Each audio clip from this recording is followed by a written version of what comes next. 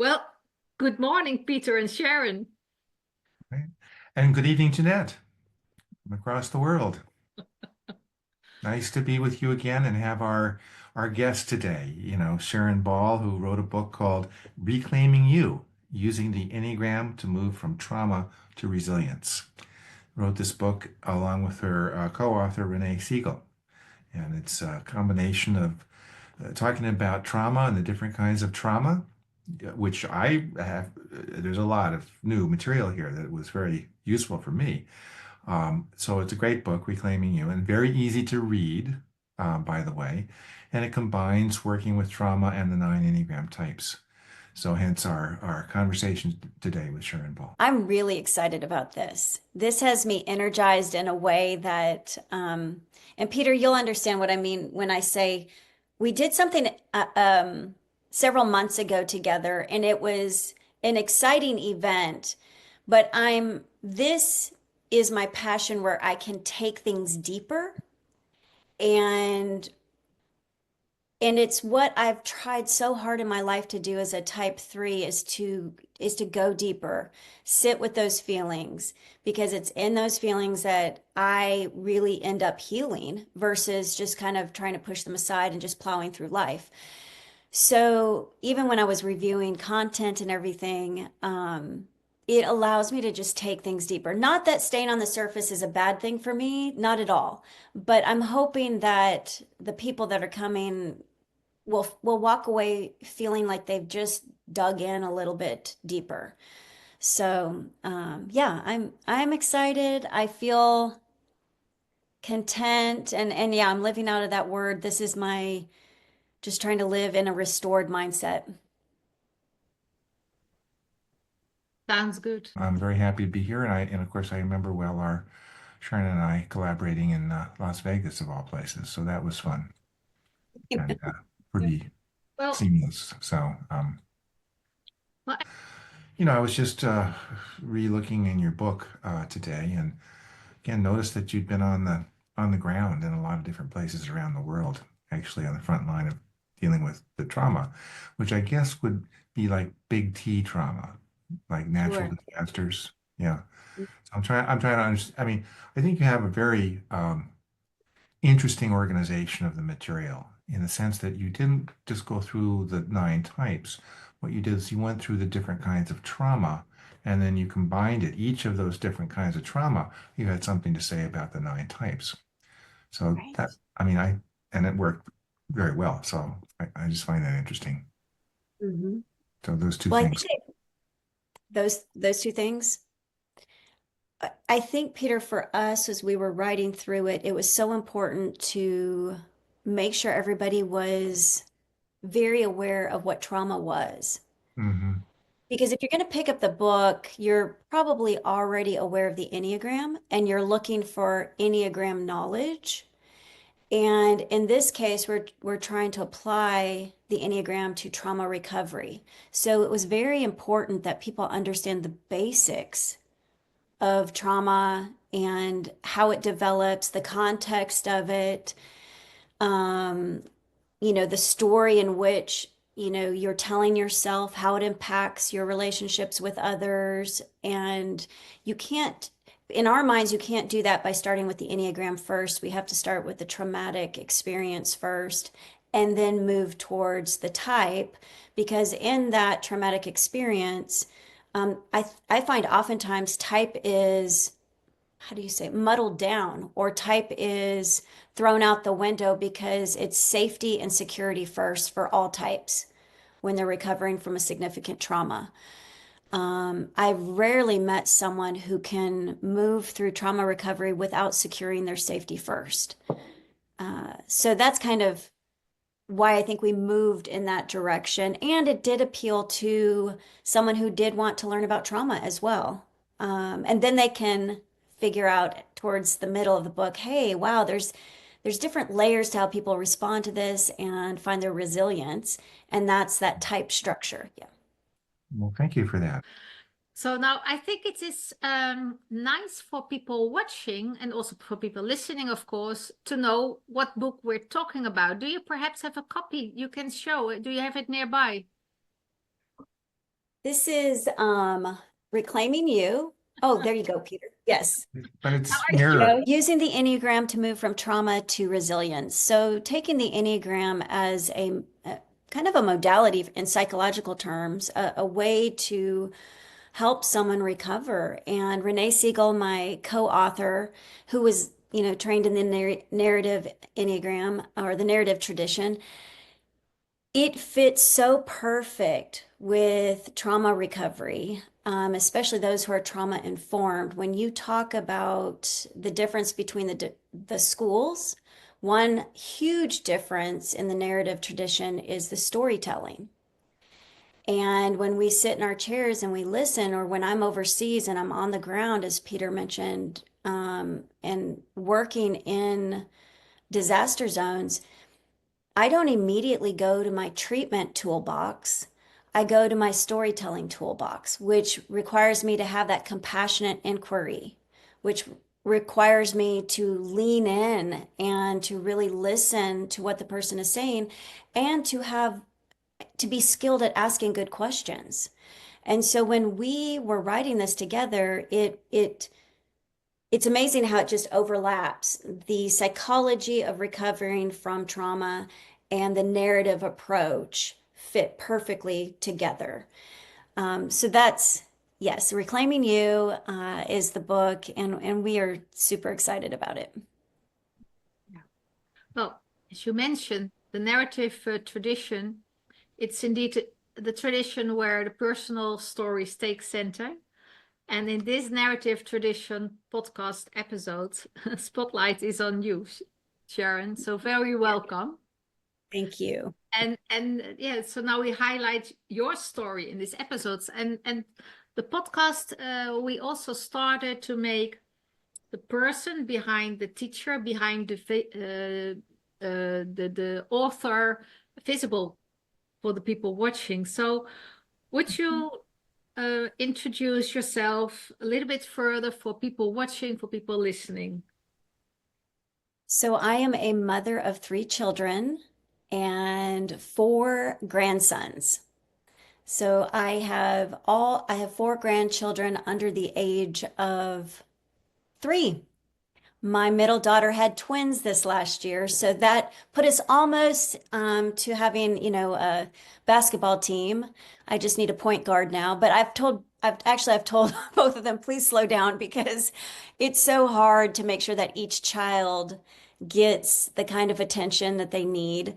They call me Yaya, so that is my grandmother name. And I have one son that is still left at home. He is getting ready to graduate next year and loves baseball, so I'm a baseball mom. Love to be out on the field with the energy. I find so much connection between the mental strategy behind baseball and how we live our lives. So it also is a mindfulness sport for me because originally my sport was basketball growing up, which is a little more like fast and intense. But baseball I can sit out there and just watch the game. And for me as a 3, it settles me. I don't bring a book. I just sit and I watch and I observe and I listen. And it really does calm my nervous system to be out on the field. So we're coming up on next week. He'll have 4 to 5 games a week. And that's my favorite time of the year. I am formerly married, so single now, and working through the last probably 10, 15 years of just finding myself, my autonomy, my independence, building relationships, which we can get into that later with the Enneagram and how it found me, because I do believe it found me. I don't think I was in search of it at all. Well, now I'm getting curious. How did the Enneagram found you? Can you tell us a little bit about it? Yes. So I was trying to find my CDs that Helen Palmer did from Sounds True or True Sounds. Peter, is it Sounds True? Sounds true. Okay. I'm thinking like 2005 or 2007 they came out. it was a full CD series, and I was invited probably the year before that to a Richard Rohr conference here in Nashville. And my dinner club, we all were into the Enneagram, and once a month we'd trade off hosting dinners, talk about the Enneagram. So my initial experience was with Richard Rohr's conference, and then it was something that really clicked with me as a therapist. Wow, there's these 9 types. And at that point in time, I really hadn't dug into subtypes. I wished I had, because even when I look at the instincts, if I were to even just teach the instincts to a client, that would, especially relationally, would bring so much awareness to a relationship or a family system. But the 9 types, and seeing people show up in my office with sort of, different flavors, might have the same similar trauma, but they were showing up a little bit different in how they responded to the trauma or how they worked through it. So I would say Richard Rohr first from a spiritual context, then Helen Palmer. And I remember back when you could put the CDs in your car, just stick it in, and I would listen, re-listen, listen, re-listen. So that was my initial experience. And then I had several executives that I was working with their family systems just come to me and say, "Hey, what you're teaching in our therapy, really, I would love for you to come and do this at work."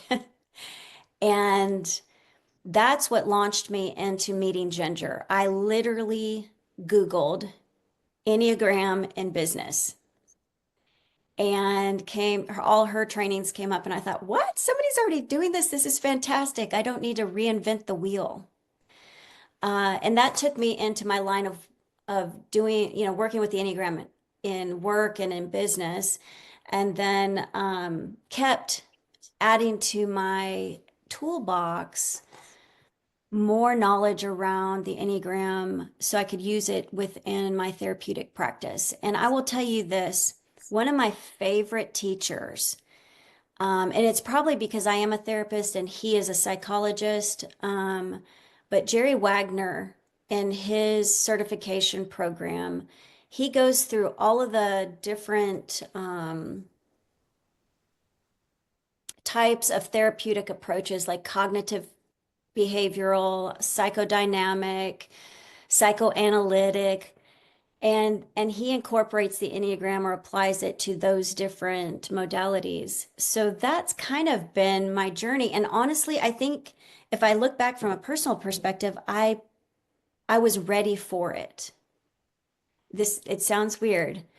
I think in my personal life, I was really struggling, and it clicked for my professional life, but I wasn't realizing it's what I needed for me personally until a few years later. So I think that all teachers of the teaching team of the Enneagram Europe Summer School have this in common, that we all had a different profession the moment the Enneagram came into our life. Peter, you started off as a body therapist before the Enneagram entered your life. And yeah, so we all had a different profession when it entered our life. Yeah. So what drew you to the Enneagram, and what has it brought you also as a therapist? Yes, so it's so easy for me to talk about professionally what it has done for me. So I'm going to start with personally what it's done for me. I think it made me a better therapist because as I began to apply it to myself, and this is where I think it's important. My friends around me they kept going back between a 9 or a 6. And so I would focus on those 2 type structures, but they never really hit my heart. It never really hit me that, so I probably was working on the wrong things, to be honest with you. Now that I look back, it was probably my movement to the 9 in my personal life that kept me safe kept me, um, it engaged my ability to survive in situations that were probably not the best for me. So when I realized, oh, I'm probably not a 9 or a 6, when I started reading more about the 3, that's what it hit. It hit me in I wept. Like it nailed me. It in a freeing way where I was like, okay, no wonder I try so hard. I'm trying too hard. And I got to figure out what this is about, and I've got to live authentically.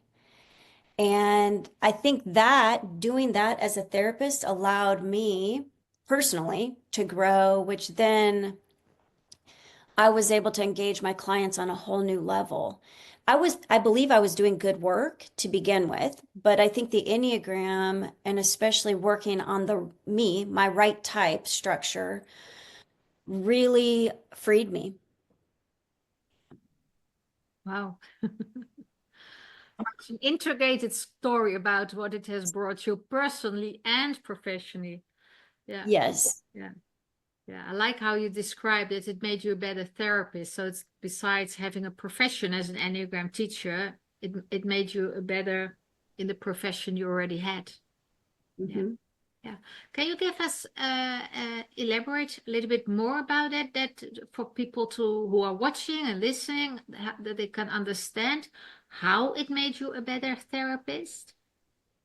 Sure. So for me, compartmentalizing is just, it's very easy for me to do. And so as a therapist, I was able to work out of a compassionate heart for others and yet not a compassionate heart for myself.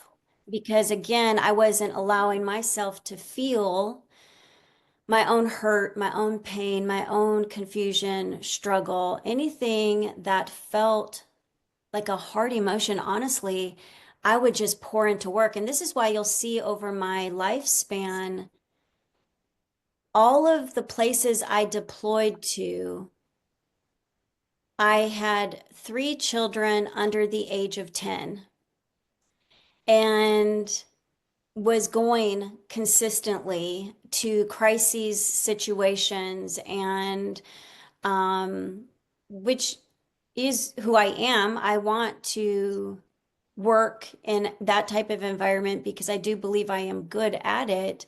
And yet at the same time, I think I was just running from, my own home life, running, trying to do more to get away from my own grief, my own heartache. And it wasn't until I actually went through my divorce that that's what kind of rendered me, oh, it broke down all of my coping mechanisms, to be honest. Like it just took them all. I had nothing. I got nothing for you. I can't do more. I can't pretend I'm happy in my community when I'm not. I can keep, taking care of my children, but I'm drowning here and nobody sees that I'm drowning. And the reason why they weren't seeing that I was drowning was because I didn't see that I was drowning. I could not, I would just work more, or I'd volunteer more, or I'd do more at the school just to get away from really seeing me. Um, so I think that really, when I became more authentic and had more compassion, self-compassion for for the stuff that I was going through and honesty, I got real honest with myself. I had to. Um, that allowed me to to ask better questions, to the people who sat on my couch, to lean in with that compassion, but also really engage my heart, which I think type threes have some of the most beautiful hearts, when they do their work, the work, I got your book. When they do the work, it's beautiful. It's absolutely beautiful. They have this plethora of feelings that they can engage with and not hold their breath as if they're going to sink. And that was my issue was, I even remotely feel what I'm feeling, I'm going to drop all the balls that I'm juggling. And so I'll keep up the act. Yeah, yeah. Yeah. When I hear you talking, it reminds me that, okay, many years ago when I was in the EPTP and I heard, I think it was especially Helen Palmer, right, Peter, who said we refer to just to Enneagram type 3 of human doings. And it sounds like what you describe now, that when the intuitive sets, like the robot human being, when we are on automatic, mechanical, asleep, that you had to continue the doing in a survival mode until you couldn't do it anymore. Did I understand you well? That it was just to summarize the process. So we keep on doing, surviving within our type pattern until we can't anymore. Then the machine gets stuck, and then we're in a crisis, and that's where the growth is. Yes. And that's why I would say my divorce was the worst time of my life, probably the most difficult season of my life that I've ever been through. And yet I can look back on it now, and it is exactly what I needed to, one, figure out this ego, to essentially tear down everything that was holding it up. And I'll just speak from my experience, when I'm in a place like that, that's when my authenticity begins to show up. And I become a human being and not that human doer.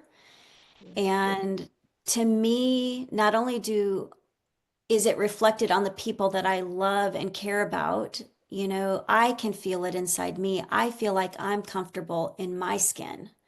And I'm not trying to find that comfort out here, looking at everybody else, trying to connect through who I think they want me to be, which is exhausting. There were I think a couple years in there where my journal, I look back over them and, I was just so wore out from pleasing everyone and trying to be for everybody else what they wanted me to be. And I genuinely was doing it, but I was not happy. Wow. Thank you for sharing. Yeah. So this is the end of part 1 of the Narrative Tradition podcast with spotlight on Sharon K. Ball. Thank you for watching and listening, and we hope you will be back with us for part 2.